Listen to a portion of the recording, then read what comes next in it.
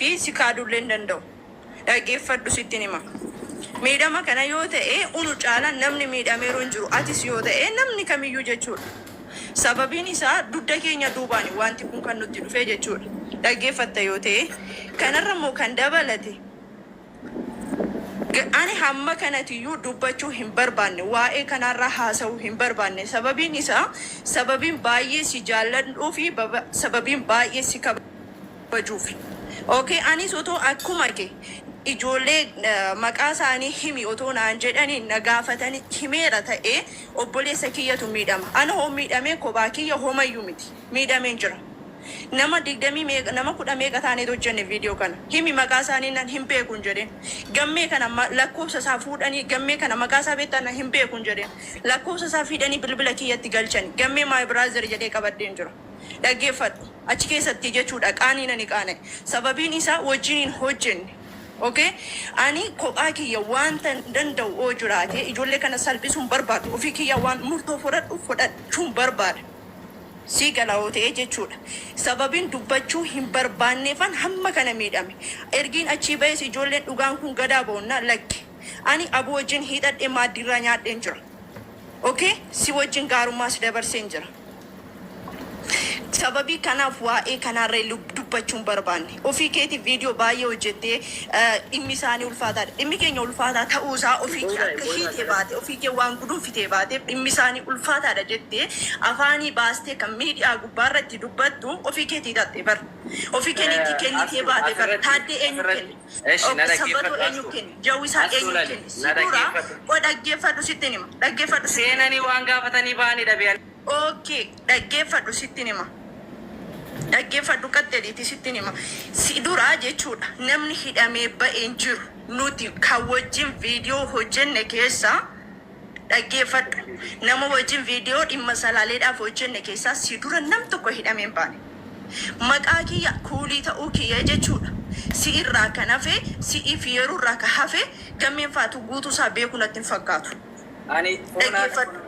Waa'ee kuulii kumayyuu beekone foonaa kenne alaabaa abbaa gadaatiin jechuudha. Alaabaa abbaa gadaatiin gaafa irreechaa gaafa nuti dhannee viidiyoo hojjenne alaabaa abbaa gadaatiin viidiyoo sana gammeetu nu waraabe fooxaa guddaa tokko uffannee jechuudha. Viidiyoo sana kan kenne si'i miti. Viidiyoo sana eenyutu qaba? Eenyu lakkoofsa kan ta'e eenyu kan lakkoofsa maneetii yaake? Muhitii irratti qabii nimichi dhugaa fudhatu dhaggeeffadhu. Rakkina qabaas dhaggeeffadha. Ani dubbachuu hin barbaanne. Sababiin dubbachuu hin barbaanne maaliif kaleessa gaarummaa si faana dabarse waan ta'eef sababii kanaaf bakka dhaloonni kaleessa gaarummaadhaan si faana viidiyoo waraabee kaleessa gaarummaan si faana jiraadhe sana hamminatti akka fudhatan hin barbaadu. Sababii kanaaf miidhame bakka miidhama kiyya dhukkubsadhee cal jedheen taa'e sababiin isaa sababii si jaalladhu har'allee yoo ta'e abu baay'ee si jaalladha baay'ee si kabaja otoo miidhamee jiru jechuudha. Ofii keetii gadi baatee kan tuttuqxee dubbii kaaste ammas immoo dhimma kanarraa dubbachuu irra hin barbaanne ijoollee dubbate malee jechuudha. Kinoo gammeefaa fi wabiifaatu dubbate malee jechuudha. Ani gammeenfaas wabiinfaas galatooma waa'ee keenyaaf dhiphattanii akkasuma ijoollee mana maadamii galatooma hundi keessaniyyuu annama kamirraatiyyuu bakka wantan barbaadu wantan isin jiru jiraate galatooma garuu sanas ta'e kana dubbachuun barbaanne situ na dubbachiisaa jira. Sababii kanaatiif ka hidhamee ba'eesi ka ijoollee maqaa kennee ba'eesi otoo fakkeenyaatiif hidhamte miti maa nutti himne hidhameen jira dhimmi ani ittiin hidhame dhimma kana kanaatiif kanaafiyyuu of eeggadha yookaan immoo waan qabdanillee daandiirraa kaafadha maaf hin jedhu. Maal abu nuti koo sanas ta'e kana jechuudha dhimma nama zimbiloo cal jedhee jireenya kalli walii jiraatu miti si galee yookaan immoo nama cal jedhee jireenya intini wayii jiraatus miti hin beekta jechuudha. Waa'ee keenya nu caalaa hamma nu tobbeen nutti hin nu beekta jedhee yaada. Maaliif waan karaarraa qabdan karaarraa kaafadhaa tarii waan akkasiitu jira kanatti na gaafatanii kanaaf hidhameen jira silaa hiriyaa keenya miti silaa singola keenya beektu miti silaa waa'ee keenya beektu miti maaf hin dubbanne. Maaliif hin dubbanne maaf cal jette otoo miidhamuu keenya hin barbaanne ta'e otoo akka ijoolleen kun miidhaman hin barbaanne ta'e akkuma murtoo mataa kiyyaaf itti fudhadhee ba'e kana jechuudha. Silaa murtoo mataa keetii fudhattee otoo ati achiin cufteeta ta'e karaan kun guutuun iyyuu hin argamu. Ofii keetii kan lakkoofsa ijoollee laatte dhugaa waaqayyootiif yoo ta'e jechuudha. Maqaa ijoollee warra kennamanii guutuu poolisii bilbila isaarraatii kan natti argisiise. Okay, gaafa maqaa ijoollee kana guutuu argu nan rifadhe. Isan ofii kiyya miidhamurra ka ijoollee kana rifadhe. Sababiin isaa bakka yaani waan kamiyyuu ta'e indi akkamittiin wal faana dhaabbannee hojjenne miti viidiyoo sana. Dhimmi nuti ittiin hojjenne dhimma saba kanaa miti. Sabni kun hin miidhamiinedha miti. Maaf ta'a. Yoo miidhamuu ta'e namni tokko miidhamuun iyyuu gaabar. Ani koo akka namni maqaa keenya beekee itti jiraate itti beekee yookiin otoon dhaga'ee itti beekee haga kana miidhamu. Galoonis hamma kana miidhamu. Anullee haa ta'u ani hidhamuu kiyya hin dhageenye. Silaa akka hidhaa keessa jiru hin beekta. Maa galootti ni miin waan taatee baate dhugaa jiru maatti ni miin. Okee isheenillee haa galuu dandeessi. Ati immoo kana dubbadhu ba'i kana dubbadheen ba'i maaf hin jedhin. Dhugaa jiru maaf hin dubbatiin. Already an dubbachuullee hin barbaadu. Maaliif dhugaa waaqayyootiif yoo ta'e an obboleessa kooti jedhee sisaa ta'u wabiisaa ta'u gammeesaa ta'u ijoollee miizolii kiyya taatanii jechuudha. Haadha wajjin dhaladheeraa guyyaa tokko adda isin baasee isin laalee isin beeku. Dhugaa dubbachuuf sababiin isaa ani wanni na haase sitti himu namallee dhosku ummata kanallee kana dhosku tokkollee hin qabu. Itti dhabne fi imma viidiyoo ummata salaalee yeroo darbeef hojjennedha shurraabi sanarratti. Jaalattus jibbitus kanumaa fidhamte nullee maaliif akka hidhamne kanuma qofaadha. Inni tokkoyyuu hin jiru wanti nama qoratamu yakki nama gashe tokkollee inni biraallee hin jiru. Ana osoo hin taane kana Galaanaan illee hin jira, Astuun illee hin jirti, ijoollonni biraallee hin jiru. Waaniif akka qorataman isa kana isin ibsuu danda'u jechuudha. Kanaaf eenyu faana hojjetame immoo kan jedhamu immoo tokko faarratti aabbuudha kan qabame. Qabamee bahee kan dhos keessadha. Maqaa namoota kan kennallee aabbuudha. Lakkoofsa namoota kan kennallee aabbuudha. Kun dhugaa jirtudha. Sobuu otoo hin taane, wal kijibuu otoo hin taane, irra dibaa otoo hin taane jechuudha. Isa kanaaf immoo maqaa jarreewwan kanaa immoo namni beekullee maqaa idiirraa kan beekusudha. Dhugaadhuma dubbachuudhaaf jechuudha. Kanatti qoratamtellee isuma kanadha.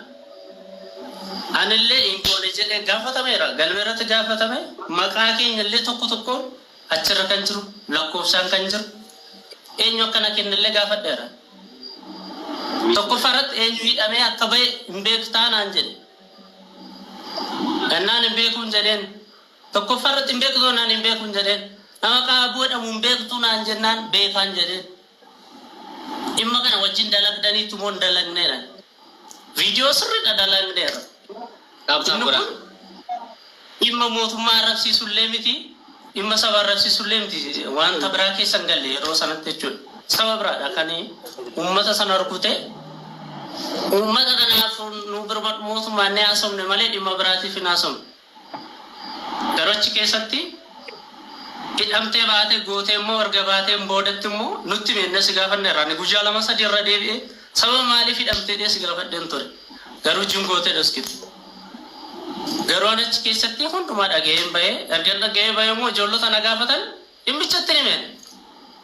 Keessi biraa miti kun keessi hannaan miti yookaan dhimma wanta badii tokko miti dhimma kana qofaadha. Dhimmi wanjala cimaa ta'e jechuudha.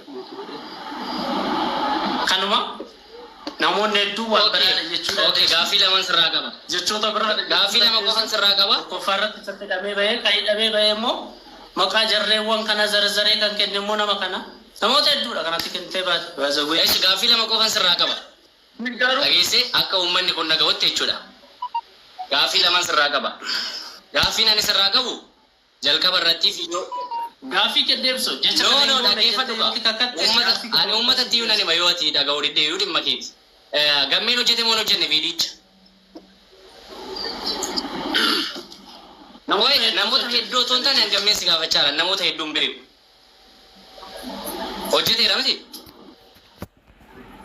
Hojjete moo hin hojjenne eeyyoo yookaan lakkee. Ijambar dhugaa dubbanne maqaa qoraan kennite gammee dhiisi. Maqaan kennite maqaa wallahi maqaa kiyya maqaa dogongoraa kennite maqaa idii isaanii nama wajjin haasa'ee jira. Maarree akkas taanaan ima dhaggeeffatu. Isa dhugaa immoo lakkoofsi koo sirrii kennite. Maqaa koo dogongoraan kennite. Aslaali kan hojjete gammeen illee hojjeteera. Okay, gammeen immoo qofa immoo otoo hin taane ijoollee baay'eetu hojjete. Hundi keenya hojjenneerra jechuudha waa'ee viidiyoo. waa'ee viidiyoo sababan godhatina warri kaani hattaniiti yookaan immoo birrii namaa saamanii birriin irratti galeetiin galanii jechaa turan. Si galee ragaa guutuu qabna saafillee yoo ta'e. Lakkii kana miti. Galoo faatatee galeere ammaastee faatatee galee. Adina ta'e hin jenne dhaggeeffadhu fakkeenyaa fi gaafa lakkii viidiyoo warra salaaleetii jedhuuni. Waan boru dubbii irratti si dhibu dubbatin si fayyadu waan ta'e maaliif isa sirrii ta'e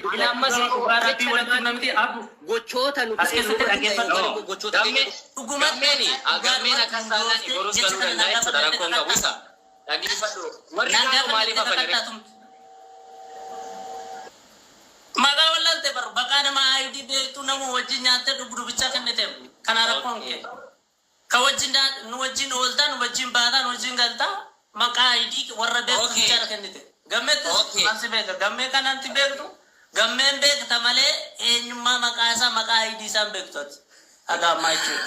Maqaa gammee kana immoo namoota sadii kana kennite immoo maqaa isaanii ayidii irraa qabee maqaa gammee sitti mu garuu maqaa gammee sitti mu maqaa gammee Dassaaleny akka ta'e wallaale. namoota hedduu kana sadii maqaan gammee Dassaaleny immoo Dassaaleny immoo yoomillee taanaan sitti muu dhageeffadhu. Garuu ilaalaal ifa kennitee rakkoon qabu haa kennamu. Rakkina garuu as deebitee haga ammaa namni xaare ana qofa jira jecha jedhu hin banne ati naannoo kana. Naannoo kana kotteen kee hin banne sirumaa naannoo. Hoositti nima dassuu koo dassee koo Dassaaleny na dhaggeeffadhu. Haatu Dassaaleny na dhaggeeffadhu. Dassaaleny miti. Sagalee kee jechuudha. Sagalee kee amman uummata kana dhaggeeffachiisa. Bilbila Asteerii imbaasitti barbaadamaadha. Dafiitii nu ergennaan ana moosituu irratti dhiyaatan jenne. Bilbila Asteer immoo bilbila Asteer immoo ana jaalala qabasi daqiiqa tokko wal bira hanga sotoon taane bilbilli kiyya narra hin jiru ture ijoo gaaficha ani isumas naa qabde isumas bilbila keetti biti gaddaa waltee bilbila nu gaafatte gaafsan isa bira hin jiran da'uman dhugaa dubbachuuf isa bira hin jira maaddi loggootu bilbila ishii eessa geessite bilbila Asteer eessa geessite gaafa bilbiltee nu gaafatte sana ani gammee bira hin jira fakkeenyaaf eessa geessite Jalina naasayi wabi WhatsApp malee directiin qabu. yeroo ati waan kana waan tokko hin beektu keessaa bahe jalina miti bara ani dhugaa jiru waan an arge sitti himaa jira isatti garuu ati waan tokko waan beektu hin qabdu keessaa bahe dhugaa jiru sitti himaa keessa kanaaf miidhame bakka miidhama kiyya dhukkaamsadhee cal jedheen taane sababiin isaa sababii si jaalladhu har'allee yoo ta'e abu baay'ee si jaalladha baay'ee si kabaja otoo miidhamee jiru jechuudha ofii keetii gadi baatee kan tuttuqxee dubbii kaaste ammas immoo dhimma kanarraa dubbachuu irree hin barbaanne ijoollee dubbate malee jechuudha kinoo gammeefaa fi wabiifaatu dubbate malee jechuudha ani gammeenfaas wabiinfaas galatooma waa'ee keenyaaf dhibbattanii akkasuma ijoollee mana maadaamii galatooma hundi keessaniyyuu annama kamirraatiyyuu bakka wantan barbaadu wantan isin jedhu jiraate galatooma garuu sanas ta'e kana dubbachuun barbaade situ na dubbachiisaa jira.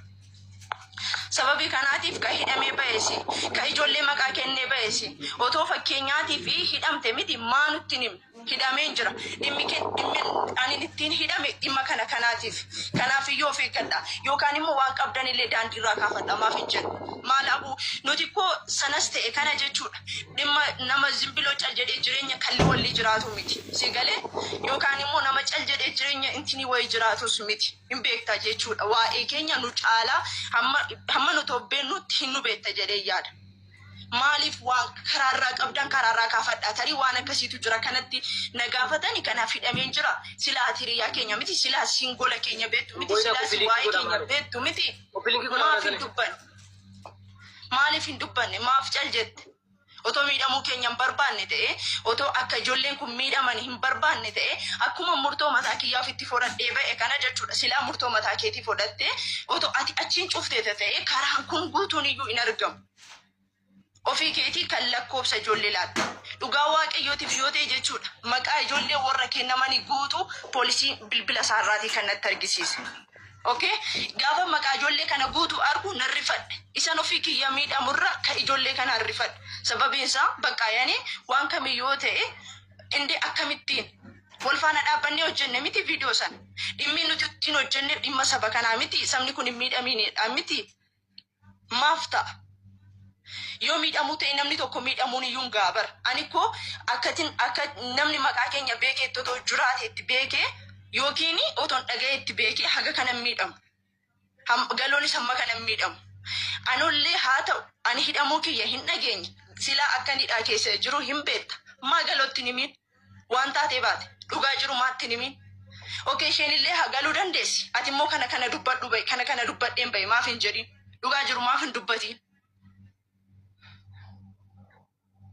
Already an dubbachuullee hin barbaadu. Maaliif dhugaa waaqayyootiif yoo ta'e an obboleessa kooti jedhee sisaa ta'u, wabiisaa ta'u, gammeesaa ta'u, ijoollee miizolii kiyya taatanii jechuudha. Haadha wajjin dhaladheeraa guyyaa tokko adda isin baasee isin laalee isin beeku. Dhugaa dubbachuuf sababiin isaa sinii fuula waaqayyoo fuuldura dhaabbattanii obboleessa wajjin dhaladhe gara haadha tokko keessaa baanee malee fuula waaqayyoo fuuldura dhaabbateen waadaa naaf hin galle.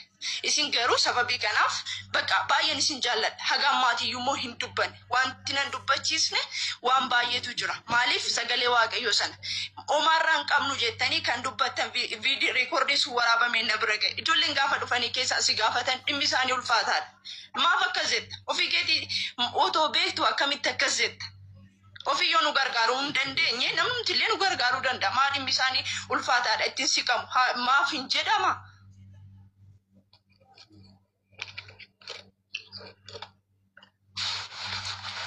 Kanaaf ani umayyuu miti already waan kamiyyuu Oddoo isa viidiyoo tipilis yaada qaba.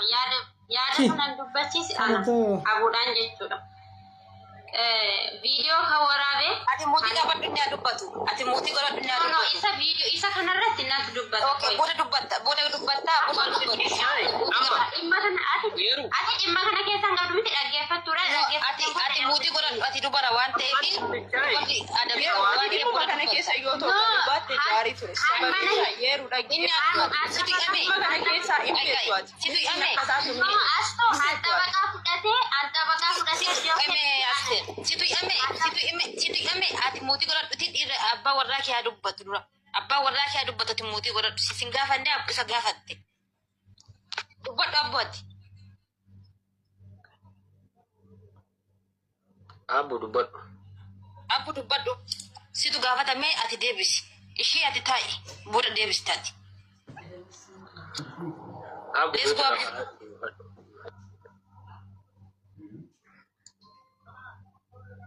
Kopi linki godhamee warra jala jirtan. Guutuu keessanuu kopi linki godhaa yeroo tokko. Abbu dubbadhu miitu rakka fadhu. Laala ijoollee. No, ijoollee. Ati uzedhiin jedhe. Ati uzedhi. Rooma koo. Ati uzedhiiti inni dubbatu obboleetti yoo sammuu qabaatti. Sammuun galikkiidha. Rooma dhiisi koo yaati. Taayetillee.